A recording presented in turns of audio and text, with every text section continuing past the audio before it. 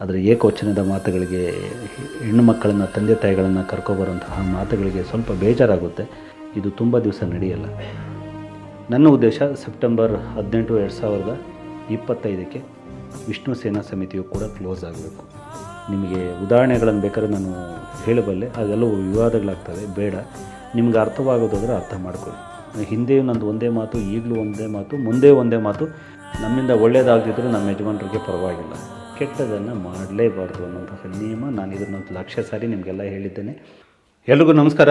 ನಾನು ವೀರಕಪುತ್ರ ಶ್ರೀನಿವಾಸ್. ಹೇಗಿದ್ದೀರಿ? ತುಂಬ ದಿವಸ ಆಗೋಯಿತು. ತುಂಬ ಜನರನ್ನು ಭೇಟಿ ಮಾಡಲೇ ಇಲ್ಲ. ಯಜಮಾನರ ಸೇನಾನಿಗಳನ್ನು ಭೇಟಿ ಆಗದೆ ಹೋದರೆ ಅದೊಂಥರ ನನಗೆ ನನ್ನ ಬದುಕಲ್ಲಿ ಒಂದಷ್ಟು ನಿರುತ್ಸಾಹ. ಅದ್ರ ಜೊತೆಗೆ 75ನೇ ವರ್ಷ ಬಂದೇ ಬಿಡ್ತು. ನೀವು ಎಲ್ಲ ಕೂತ್ಕೊಂಡು 75ನೇ ವರ್ಷ ಹಾಗೆ ಮಾಡಬೇಕು, ಹೀಗೆ ಮಾಡಬೇಕು ಅಂತ ಅಂದ್ಕೊಂಡ್ವಿ. ಅದಕ್ಕೆ ಸಮಿತಿಗಳನ್ನು ಮಾಡಬೇಕು ಅಂತ ಅಂದ್ಕೊಂಡ್ವಿ.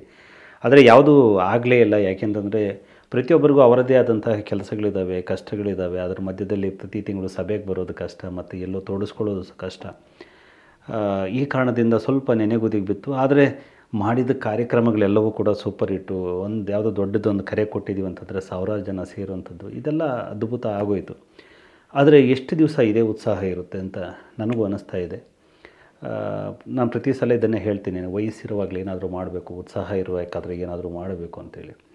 ಆ ಹಿನ್ನೆಲೆಯಲ್ಲಿ ಈಗ ಇದೊಂದು ಮುಕ್ತಾಯ ಅಂತಲೇ ಅಂದ್ಕೊಳ್ಳಿ. ಇಷ್ಟು ದಿವಸದ ಈ ಪಯಣ ಇತ್ತಲ್ಲ, ಸಾಕು. ಒಬ್ಬ ವ್ಯಕ್ತಿಯನ್ನು ತುಂಬ ನಾವು ಮೆರೆಸೋಕ್ಕೆ ಹೋದಾಗ ಅದಕ್ಕೆ ಒಳ್ಳೆಯ ಅಭಿಪ್ರಾಯ ಬರೋದಕ್ಕಿಂತ ಕೆಟ್ಟ ಅಭಿಪ್ರಾಯವೇ ಜಾಸ್ತಿ ಆಗಿಬಿಡುತ್ತೆ. ಸೊ ಪ್ರತಿಯೊಬ್ಬರಿಗೂ ಕೂಡ ಒಂದಷ್ಟು ಮಿತಿಗಳಿರ್ತವೆ. ಸೊ ನಾವು ತುಂಬ ದೊಡ್ಡ ಮಟ್ಟದಲ್ಲಿ ಅದನ್ನು ಪ್ರಚಾರ ಮಾಡಿದ್ದೇವೆ. ಇನ್ನೂ ಜಾಸ್ತಿ ಮಾಡ್ತಿದ್ರೆ ಅದು ವ್ಯಕ್ತಿ ಪೂಜೆ ಅನಿಸ್ಕೊಳ್ಳುತ್ತೆ. ಆ ಪೂಜೆ ಅನ್ನುವಂತಹದ್ದು ಯಾವತ್ತೂ ಕೆಟ್ಟದ್ದನ್ನೇ ನಮಗೆ ಕೊಡುತ್ತೆ. ನಮ್ಮಿಂದ ಒಳ್ಳೆಯದಾಗದಿದ್ದರೂ ನಮ್ಮ ಯಜಮಾನರಿಗೆ ಪರವಾಗಿಲ್ಲ, ಕೆಟ್ಟದನ್ನು ಮಾಡಲೇಬಾರ್ದು ಅನ್ನೋಂತಹ ನಿಯಮ. ನಾನು ಇದನ್ನು 1,00,000 ಸಾರಿ ನಿಮಗೆಲ್ಲ ಹೇಳಿದ್ದೇನೆ, ಮತ್ತೊಂದು ಸಲ ಕೂಡ ಹೇಳ್ತಾ ಇದ್ದೇನೆ. ಈಗ ಒಟ್ಟಾರೆ ಈ ಉದ್ದೇಶ ಇದನ್ನೆಲ್ಲ ಈ ನಿಮ್ಮ ಜೊತೆಗೆ ಆತ್ಮೀಯವಾಗಿ ಮಾತನಾಡುವಂಥ ಮಾತುಗಳನ್ನು ಬಿಟ್ಟು ಮುಕ್ತಾಯ ಅನ್ನೋಂಥ ಪದ ನಾನು ಬಳಸ್ತೆ. ಇದನ್ನು ನಿಲ್ಲಿಸಬೇಕು ಅಂತ. ಯಾಕೆ ಅಂತಂದರೆ ವ್ಯಕ್ತಿ ಪೂಜೆ ಆಗಬಾರ್ದು ಅಂತ. ಅದಕ್ಕೆ ಮುಕ್ತಾಯ ಹೇಗಿರಬೇಕು ಅಂತಂದರೆ ಯಜಮಾನರು ಹೇಳ್ದಂಗೆ ಆ ಎಕ್ಸಿಟ್ ಅನ್ನೋಂಥದ್ದು ಅದ್ಭುತವಾಗಿರಬೇಕು. ಸೊ 2025 ಸೆಪ್ಟೆಂಬರ್ 18ಕ್ಕೆ ಯಜಮಾನರಿಗೆ 75 ವರ್ಷ. ಅಲ್ಲಿಂದ 1 ವರ್ಷಗಳ ಕಾಲ ನಾವೇನಾದರೂ ಮಾಡಬೇಕಾಗಿದೆ. ಆದರೆ ನಾವು ಈಗಲಿಂದನೇ ಅದನ್ನು ಶುರು ಮಾಡಬೇಕಾಗಿದೆ.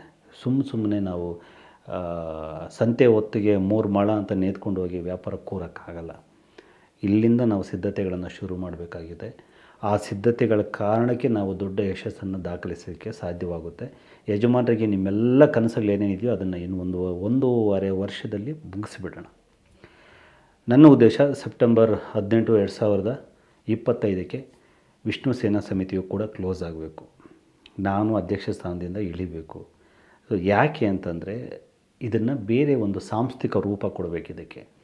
ಈಗ ಕನ್ನಡ ಸಾಹಿತ್ಯ ಪರಿಷತ್ತು ಇದೆಯಲ್ಲ, ಅದೇ ರೀತಿಯಲ್ಲಿ ಅದರ ಪಾಡಿಗೆ ಅದನ್ನು ನಡ್ಕೊಂಡು ಹೋಗುವಂತಹ ಒಂದು ಸಂಸ್ಥೆಯಾಗಿ ರೂಪಿಸದೆ ಹೋದರೆ, ಬರೆದಿಟ್ಕೊಳ್ಳಿ, ಇದು ತುಂಬ ದಿವಸ ನಡೆಯಲ್ಲ. ಇದು ನಿಮಗೆ ಉದಾಹರಣೆಗಳನ್ನು ಬೇಕಾದ್ರೆ ನಾನು ಹೇಳಬಲ್ಲೆ, ಅದೆಲ್ಲವೂ ವಿವಾದಗಳಾಗ್ತವೆ, ಬೇಡ. ನಿಮ್ಗೆ ಅರ್ಥವಾಗೋದಾದರೆ ಅರ್ಥ ಮಾಡ್ಕೊಳ್ಳಿ. ಸೊ ವೈಯಕ್ತಿಕವಾಗಿ ತುಂಬ ದಿವಸ ಒಬ್ಬ ವ್ಯಕ್ತಿ ಪ್ರಧಾನವಾಗಿ ನಡೆಯುವಂತಹ ವಿಷಯಗಳು ನಡೆಯಲ್ಲ. ಅದರಿಂದ ಇದನ್ನು ಒಂದು ಸಾಂಸ್ಥಿಕ ರೂಪ ಕೊಟ್ಟು ಕೆಲವೊಂದು ಸಮಾಜಮುಖಿ ಉದ್ದೇಶಗಳನ್ನು ಇದಕ್ಕೆ ಜೋಡಿಸಿ ಅದರ ಪಾಡಿಗೆ ಅದು ನಡ್ಕೊಂಡು ಹೋಗೋ ರೀತಿಯಲ್ಲಿ ನಾವು ಅದನ್ನು ಕಟ್ಟದೆ ಹೋದರೆ ಇದು ಉಳಿಯಲ್ಲ. ಈ ಕಾರಣಕ್ಕೆ 2025 ಸೆಪ್ಟೆಂಬರ್ 18ಕ್ಕೆ ಅಥವಾ 19ಕ್ಕೆ ವಿಷ್ಣು ಸೇನಾ ಸಮಿತಿಯನ್ನು ನಿಲ್ಲಿಸಬೇಕಾದ್ರೆ ಏನು ಮಾಡಬೇಕು ಅಂತಂದರೆ ಇದನ್ನು ಕನ್ನಡ ಸಾಹಿತ್ಯ ಪರಿಷತ್ತಿನ ಹಾಗೆ ರೂಪಿಸಬೇಕು. ಇಲ್ಲಿ ನಾನು ಒಂದು 2-3 ಯೋಜನೆಗಳನ್ನು ಹಾಕ್ಕೊಂಡಿದ್ದೇನೆ. ಈಗ ನಮ್ಮಲ್ಲಿ ಭಾಳ ಒಳ್ಳೆಯ ಸೈನಿಕರಿದ್ದಾರೆ, ಸೇನಾನಿಗಳಿದ್ದಾರೆ. ಆನಂದ್ ಇರ್ಬೋದು, ಯದುನಂದನ್ ಇರ್ಬೋದು, ಮಲ್ಲಿಕಾರ್ಜುನ್ ಆಗಿರ್ಬೋದು, ಮತ್ತು ನಮ್ಮ ರಾಧಾಗಂಗಾಧರ್ ಅವರು ಇರ್ಬೋದು, ನಮ್ಮ ರಮೇಶ್ ಮುನಿಯಪ್ಪ ಅವರು ಇರ್ಬೋದು, ರಘು ಅಣ್ಣ, ತುಳಸಿ ಅವರು, ಹೀಗೆ ಒಂದಷ್ಟು ಪ್ರಾಮಾಣಿಕರ ಪಡೆ ತುಂಬ ದೊಡ್ಡ ಮಟ್ಟದಲ್ಲಿ ಸಿಗ್ತಿದೆ. ಯಾರು ಮುಂದೆ ನಿಂತು ನಾವು ಹೋರಾಟ ಮಾಡ್ತೀವಿ ಅನ್ನೋಂಥದ್ದು. ಆಮೇಲೆ ಮಹಿಳಾ ಅಭಿಮಾನಿ ವಿಜಯಲಕ್ಷ್ಮಿ ಅವರು, ಮೃತ್ಯುಂಜಯ ಹಿರೇಮಠ, ರವಿ ದೇವರಮನೆ, ನಮ್ಮ ಜಗದೀಶು ಮಾಗಡಿ, ಮೈಸೂರಿನ ಘಟಕ ಶಿವು ಮತ್ತು ಲೋಹಿತ್ ಅವರ ನೇತೃತ್ವದ ಘಟಕ, ಹೊಸಕೋಟೆಯವರು, ದೊಡ್ಡಬಳ್ಳಾಪುರದವರು, ಹೀಗೆ ತುಂಬ ದೊಡ್ಡ ಪಡೆ ಇಲ್ಲಿ ಸಿದ್ಧವಾಗಿದೆ. ಇದರಲ್ಲಿ ಯಾರಾದರೂ ಕೂಡ ಬಂದು ಇಲ್ಲಿ ಮುನ್ನಡೆಸ್ಕೊಂಡು ಹೋಗ್ಬೋದು, ಅವ್ರಿಗೆ ಶಕ್ತಿ ಬೇಕು. ಆದರೆ ಅದಕ್ಕೆ ಅವ್ರಿಗೆ ಶಕ್ತಿ ಇದೆ, ಆರ್ಥಿಕ ಶಕ್ತಿ ತುಂಬುವಂಥದ್ದು ಯಾರು? ಆ ಕಾರಣಕ್ಕೋಸ್ಕರ ನಾವು ಎಲ್ಲರೂ ಒಗ್ಗೂಡಬೇಕಾಗಿದೆ. ಒಂದು ಕನಿಷ್ಠ ತಿಂಗಳಿಗೆ ಒಂದಷ್ಟು ಅಮೌಂಟನ್ನು ನಾವೆಲ್ಲ ಸೇರಿ ಹಾಕ್ಕೊಂಡು ಒಂದು ಎಡಗಂಟನ್ನು ಇಡುವಂಥದ್ದು. ಈಗ ಸಾಹಿತ್ಯ ಪರಿಷತ್ತು ನಡೀತಾ ಇರೋದು ಇದೇ ಥರ, ಈ ಡೆಪಾಸಿಟ್ಸಲ್ಲಿ. ಅಲ್ಲಿ ಸುಮಾರು ಕೋಟ್ಯಾಂತರ ರೂಪಾಯಿ ದುಡ್ಡಿದೆ. ಅದರಲ್ಲಿ ಬರುವಂತಹ ದುಡ್ಡಲ್ಲೇ ಒಂದಷ್ಟು ಸ್ಯಾಲ್ರಿಗಳನ್ನು ಕೊಟ್ಕೊಂಡು ಸ್ಟಾಫ್ ಇಟ್ಕೊಂಡು ನಿರಂತರವಾದ ಚಟುವಟಿಕೆಗಳನ್ನು ನಡೆಸ್ತಾ ಇದ್ದಾರೆ.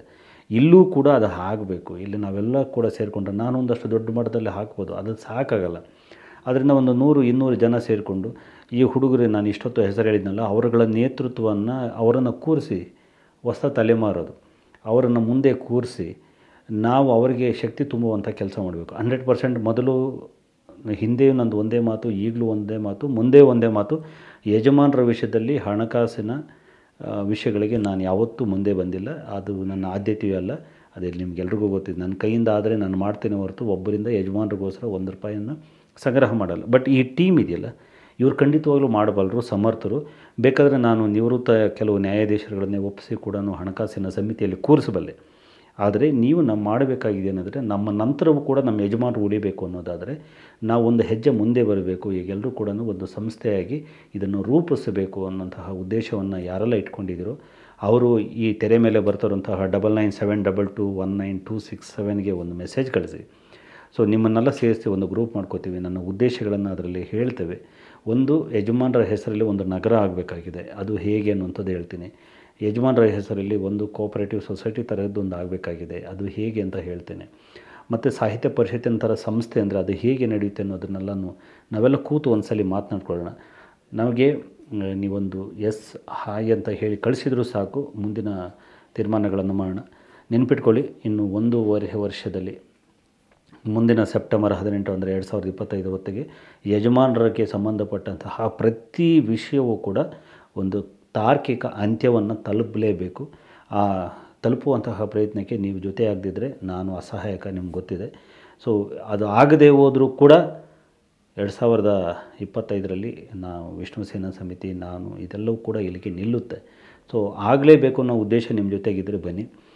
ಮತ್ತು ಕೆಲವರು ಇಷ್ಟು ದಿವಸ ಆರಾಮಾಗಿದ್ರಿ, ಈಗ ನಾನೇನೋ ಕೆಲಸ ಮಾಡೋಕ್ಕೆ ಶುರುವಾದ ತಕ್ಷಣವೇ ಇನ್ನು ಕೆಲವರು ಬರ್ತಾರೆ ಈಗ. ಸೊ ಅವ್ರಿಗೂ ಕೂಡ ಸ್ವಾಗತ. ಮಾತುಗಳು ಎಲ್ಲವೂ ಕೂಡ ಒಂದು ಸಂಯಮದಿಂದ ಕೂಡಿದರೆ ಎಲ್ರಿಗೂ ಸಂತೋಷ. ಪರ ವಿರೋಧ ಚರ್ಚೆಗಳನ್ನು ನಾನು ಯಾವತ್ತೂ ಹಂಚಿದವನಲ್ಲ. ಆದರೆ ಏಕವಚನದ ಮಾತುಗಳಿಗೆ, ಹೆಣ್ಣು ಮಕ್ಕಳನ್ನು, ತಂದೆ ತಾಯಿಗಳನ್ನು ಕರ್ಕೊಬರುವಂತಹ ಮಾತುಗಳಿಗೆ ಸ್ವಲ್ಪ ಬೇಜಾರಾಗುತ್ತೆ.